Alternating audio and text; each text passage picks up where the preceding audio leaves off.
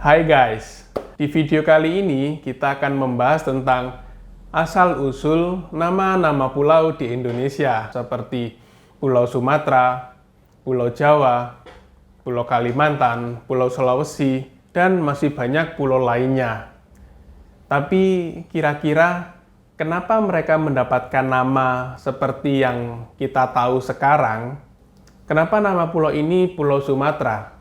Kenapa kok enggak ini namanya Pulau Selandia Baru saja?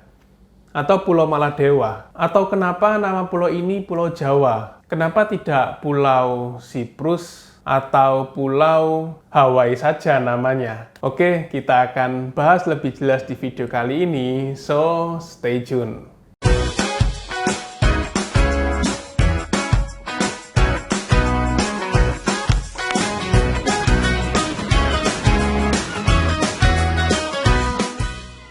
Yang pertama, kita mulai dari pulau di bagian barat Indonesia dahulu, yakni Pulau Sumatera. Tahukah kalian, sebelum dikenal dengan nama Pulau Sumatera, pulau ini lebih dikenal dengan nama Pulau Emas atau Tanah Emas. Dalam berbagai prasasti kuno, dulunya Pulau Sumatera lebih dikenal dengan nama Suwarna Dwipa atau Suwarna Bumi, yang berarti Pulau Emas. Disebut demikian karena banyaknya perdagangan logam mulia di pelabuhan di sekitar Pulau Sumatera. Lantas, kenapa sekarang namanya Pulau Sumatera? Apakah pergeseran kata dari Suwarna menjadi Sumatera? Bukan Suwarna, tetapi kerajaan ini, Kerajaan Samudra Pasai.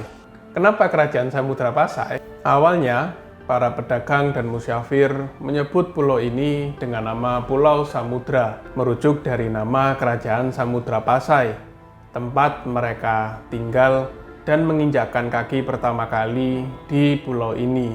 Karena kebanyakan pedagang dan musafir berasal dari selatan India, maka titik pertama yang mereka injak di pulau ini adalah wilayah Aceh.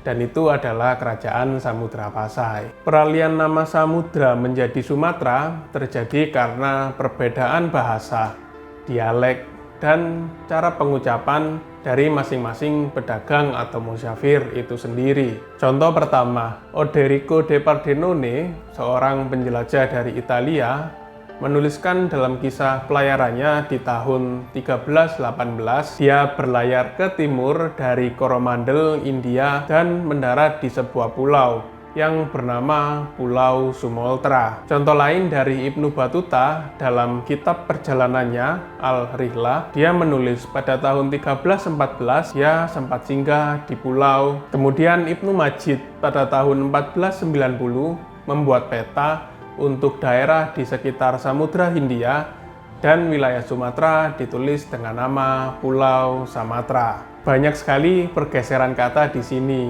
dan semakin mendekati dengan kata Sumatera. Akhirnya, ketika tahun 1521, seorang penjelajah dari Italia, Antonio Pigafetta, menuliskan nama yang hampir mirip seperti yang kita gunakan sekarang, yakni Pulau Sumatra.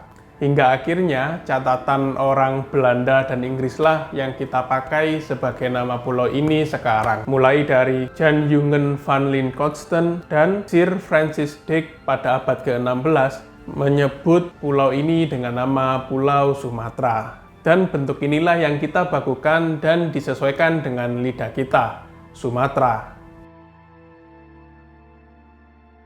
Pulau Kalimantan. Kita akan membahas dua nama, yakni Borneo dan Kalimantan. Dimulai dari Borneo dulu. Pulau ini disebut Borneo karena dipercaya dulu di pulau ini banyak ditumbuhi oleh pohon yang bernama Borneol atau pohon sejenis kapur, yang salah satu hasil pohon ini bisa untuk dijadikan minyak wangi dan kamper. Pohon ini banyak tumbuh di Pulau Borneo pada abad ke-15. Sehingga para pedagang dan para pendatang di pulau ini menyebut pulau ini dengan nama Pulau Borneo. Pendapat lain mengatakan bahwa nama Borneo berasal dari kata Brunei. Seperti yang kita tahu, dulu wilayah dari kerajaan Brunei sangatlah luas dan hampir mencakup seluruh pulau Borneo. Nah, pergeseran kata dari Brunei ke Borneo ini dipercaya berasal dari para pedagang Portugis yang kesulitan untuk menyebut kata Brunei dan berganti dengan kata Borneum. Dan kata inilah yang dipakai oleh pedagang dan pendatang lain pada abad ke-17 hingga terciptalah kata Borneo. Nama Kalimantan sendiri diambil dari bahasa Sanskerta, yakni Kalamantana, yang berarti pulau yang memiliki hawa panas, sehingga terbentuklah kata Kalimantan untuk pulau ini. Lantas, kenapa Indonesia memakai nama Pulau Kalimantan dibanding Pulau Borneo? Karena Indonesia lebih akrab dengan bahasa Sanskerta dibanding dengan serapan dari bahasa asing. Selain itu, konflik Indonesia dan Malaysia pada tahun 1960 yang mengakibatkan Indonesia menamakan pulau ini Kalimantan karena hanya menguasai sebagian pulau yang kita namakan Kalimantan, sehingga kita pun menyebutnya Pulau Kalimantan saja, bukan Borneo. Pulau Sulawesi. Di pulau ini pun kita akan membahas dua nama, yakni Celebes dan Sulawesi. Kita mulai dari Sulawesi dulu.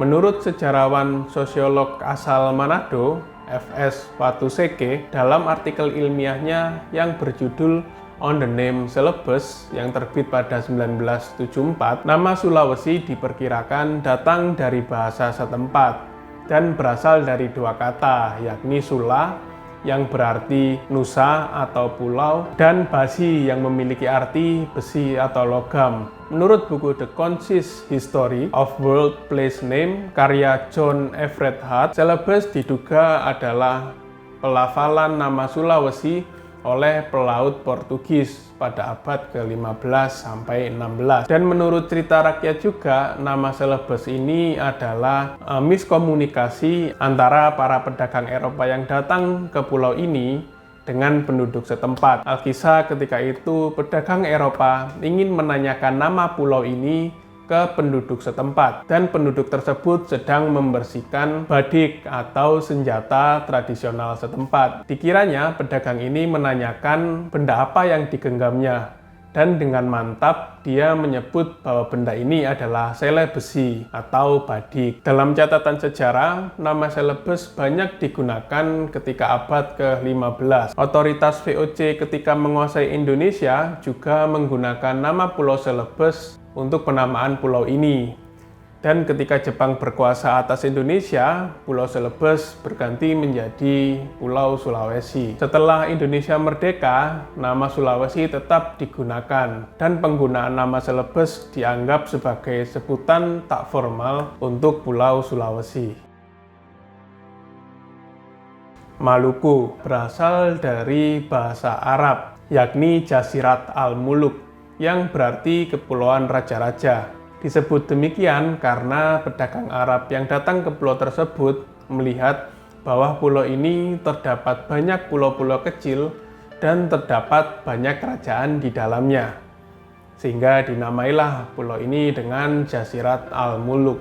Dari versi lokal sendiri menyebutkan bahwa nama Maluku berasal dari kata Ma-loko. Ma berarti penunjang, dan loko yang kemudian berubah menjadi luku adalah berarti tempat atau dunia. Jika digabungkan menjadi istilah Maloko Kieraha yang berarti dunia berdirinya 4 gunung. Hal ini merujuk pada 4 gunung yang berada di Maluku sampai sekarang. Gunung di sini mengacu pada 4 pulau bergunung yang ada di Maluku, seperti yang ada di Pulau Ternate, Tidore, Bacan, dan Halmahera. Pulau Papua. Kalau Papua ada banyak versi nih.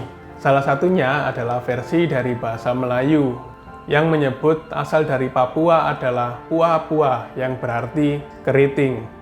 Istilah ini dicatat oleh William Martson di tahun 1812 dan terdapat di salah satu kamus bahasa Melayu Belanda karya von der Waal pada tahun 1880 yang menyebut kata Papoewah yang berarti orang yang berambut keriting. Dalam catatan pelaut Portugis dan Spanyol pada abad ke-16, kata Papua merupakan sebutan mereka bagi penduduk di pesisir Kepala Burung dan di wilayah Kepulauan Raja Ampat. Menurut F.C. Kama, seorang misionaris yang juga ahli bahasa, nama Papua berasal dari kata Sub-i Papua yang berasal dari bahasa Biak, yang artinya tanah di bawah matahari terbenam. Saat itu penduduk Pulau Biak bisa melihat sebuah pulau besar yang terletak di sebelah barat tempat matahari terbenam. Dan ada dugaan lain yang menyebutkan bahwa Papua berasal dari kata Papa Ua, dan penamaan ini berasal dari kerajaan Tidore, yang berarti tidak bergabung atau tidak bersatu,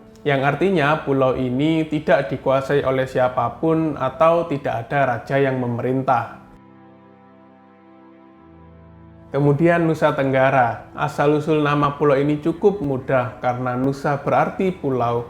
Pulau ini terletak di Tenggara, Indonesia.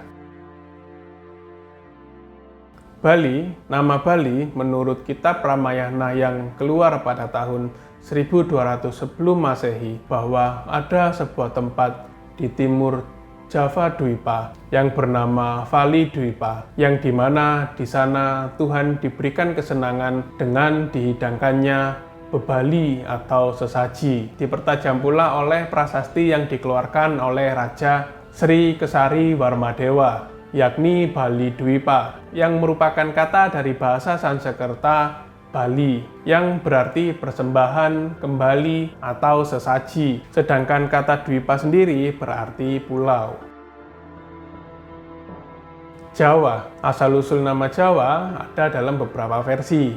Kita bahas satu persatu. Menurut Thomas Stanford Raffles dalam bukunya The History of Java, menyebut bahwa asal mula Pulau Jawa adalah berasal dari bahasa Sanskerta yang menyebut adanya pulau yang bernama Java Dwipa, yang berarti pulau jelai atau pulau biji-bijian. Biji-bijian yang dimaksud adalah jewawut atau jawawut, semacam serealia yang dulu banyak tumbuh di pulau ini sebelum masuknya pengaruh India. Walaupun Jawa Dwipa lebih mendekati asal nama Pulau Jawa, tapi ada teori lain yang menyebutkan bahwa asal mula kata Jawa adalah Sabah. Salah satunya adalah catatan Giovanni de Morignoli, seorang musafir terkenal dari Italia yang mengadakan perjalanan dari Cina ke Pulau Jawa. Dalam catatan perjalanannya, ia menulis, dalam perjalanan pulang dari Cina ke Avignon, Italia, ia memutuskan untuk menggunakan jalur laut yang memungkinkan dia untuk mampir ke Nusantara dan India. Dalam perjalanan pulang, ia menyempatkan diri untuk mengunjungi sebuah negeri yang bernama Negeri Sabah, yang ia temukan masih dipimpin oleh seorang ratu. Ia menyebut kerajaan itu terletak di tempat yang paling indah di bumi. Dinding istana dihiasi dengan gambar-gambar historis yang bagus. Kereta dan gajah banyak digunakan, terutama untuk para wanita. Ada gunung yang sangat tinggi, dan gunung ini bernama Yang Terberkati atau Gibet. Ratu juga memperlakukan dengan baik para pelancong yang datang ke pulau itu. Oleh ratu, para pelancong dihai sebuah ikat pinggang emas, dan ada pula beberapa orang Kristen di sana. Mencermati dari cerita Marignoli tersebut, kita bisa simpulkan bahwa negeri Sabah itu adalah Pulau Jawa, dan kerajaan yang ia kunjungi adalah Kerajaan Majapahit yang dipimpin oleh Ratu Tribuana Tunggadewi segera setelah Raja Jayanegara mangkat. Dan Gunung Gibet atau Yang Terberkati yang dimaksud adalah Gunung Selamet yang ada di Jawa Tengah. Oke guys, sekian video saya kali ini. Semoga video ini bisa menambah wawasan kita sebagai warga negara Indonesia untuk bisa mengenal negara ini lebih jauh. Kalau kalian suka dengan video ini, jangan lupa like dan subscribe. Dan kalau kalian ada yang ingin menambahkan, bisa hajar di komen. So, I will see you on the next video. Bye-bye.